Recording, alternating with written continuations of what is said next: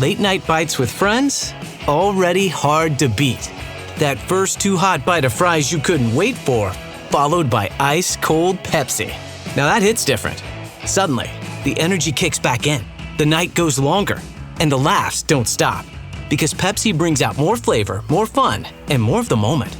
Food deserves Pepsi. Grab a Pepsi Zero Sugar today. This episode is supported by FX's The Shards, a seductive drama from executive producer Ryan Murphy. Set in 1980s Los Angeles, the series follows a group of glamorous, deeply entangled high school seniors drawn into a life of wealth, beauty, parties, and excess. At its center is Brett, whose reality begins to unravel when the arrival of a new student coincides with a series of mysterious murders. FX's The Shards, now streaming on Hulu. This episode is brought to you by ChatGPT. Hey, it's Bill Simmons from the Bill Simmons Podcast. Have you guys heard about ChatGPT work? It's the new way to use ChatGPT for bigger multi-step projects. And when you need more than just answers, give ChatGPT work access to your apps and files, and it can create real work documents like spreadsheets, slides, and structured reports. Get started at chatgpt.com by selecting work mode, available on Plus and Pro plans.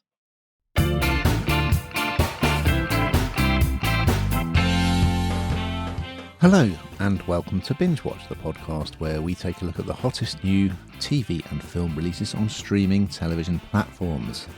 I'm Ian McEwan, writer on TV and Streaming Week, TV Times and What's on TV magazines.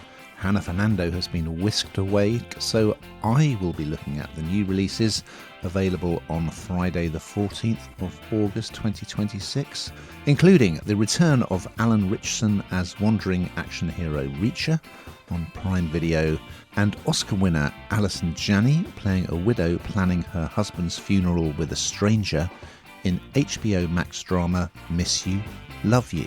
We'll also be checking out Kiwi sci-fi comedy Warren's Vortex on Now TV and special new sports documentary Mourinho on Netflix. But first, let's get you up to date with the news.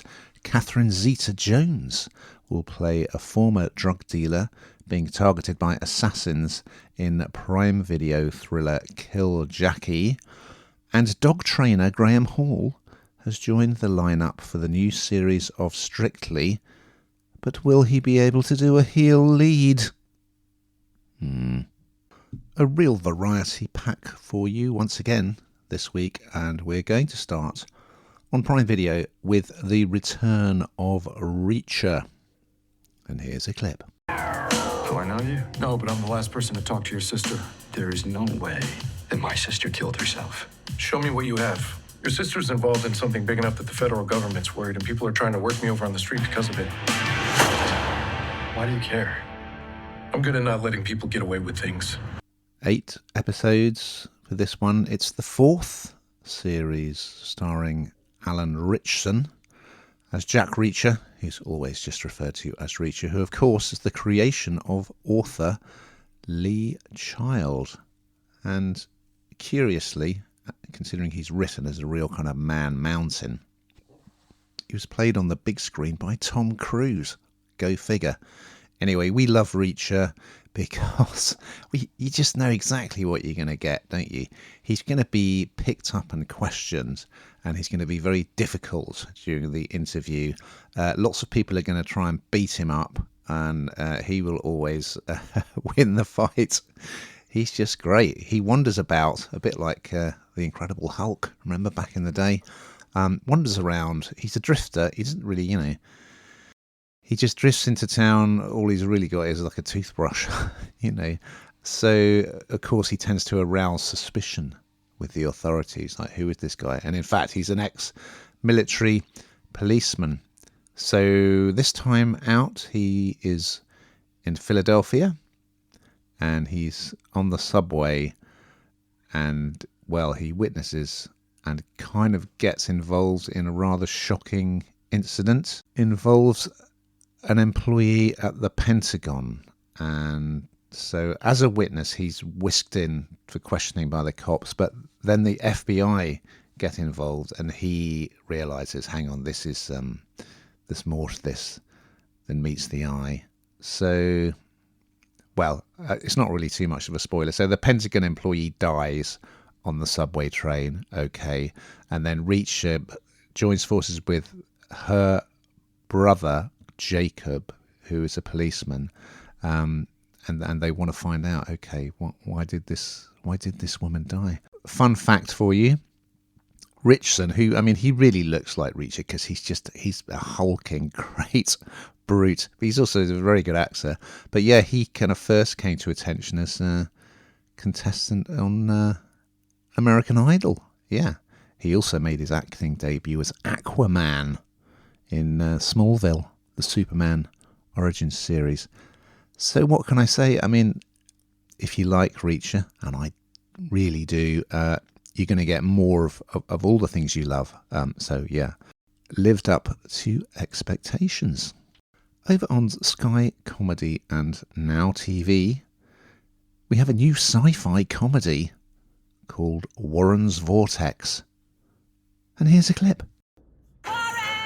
Meet Warren, a handyman who's hiding a secret.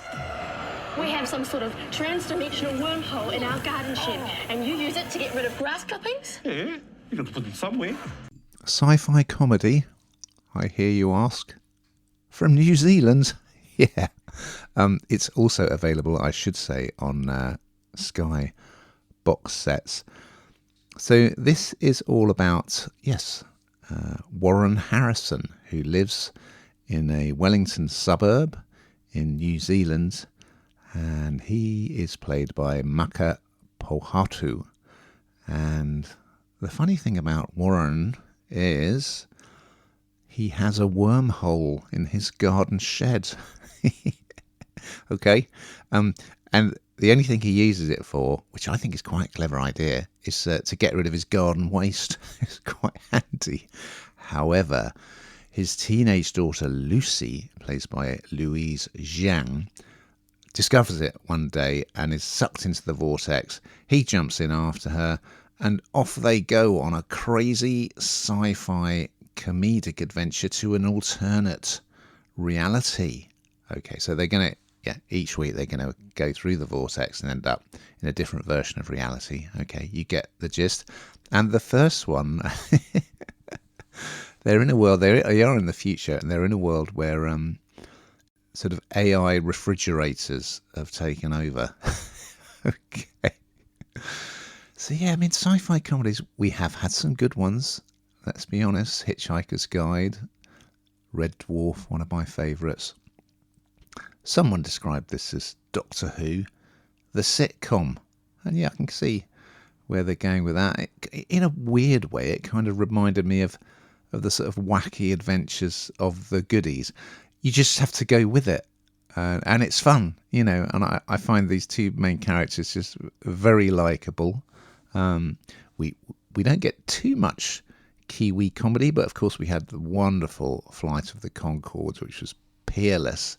It's from the team behind the comedy series Wellington Paranormal, if you're familiar with that. And interestingly, the neighbour is called Mrs. Schrödinger. Make of that what you will. But yeah, it's silly, it's fun, it's rather innocent and charming. Just go with it. You might enjoy the trip. On HBO Max, we have a feature film called Miss You, Love You. And here's a clip. So how does this work? My son's assistant being here. It's a very unusual situation. Will you be sitting beside me at the funeral? Well, no, I mean, Why? I couldn't. You're doing everything else for Tyler. Why can't you be my son on the day? Well, because I'm no replacement for You'd it. be surprised how low that bar is. You could kind of file this under, they don't make him like that anymore. It's virtually a two-hander, not entirely. And so it's quite talky. It's kind of almost got the feel of a stage play. And it stars, well, Allison Janney, who of course won an Oscar for I, Tonya, for playing skater Tonya Harding's dreadful mother. In this, she's a widow called Diane. And Janney, well, I guess she got her big break in The West Wing, didn't she, all those years ago? She's very good at playing these rather bitter, quite cruel, difficult characters. And yeah, she's got another one here. Essentially, she's lost her husband. He had Parkinson's. And her son, rather than coming to visit and to help with all the arrangements and to attend the funeral, well, he sent his assistant called Jamie, who's played by Andrew Rannells, who was in Girls. So he rolls up. It's set in New Mexico, and he rolls up in his car, and it's very awkward because she's grieving.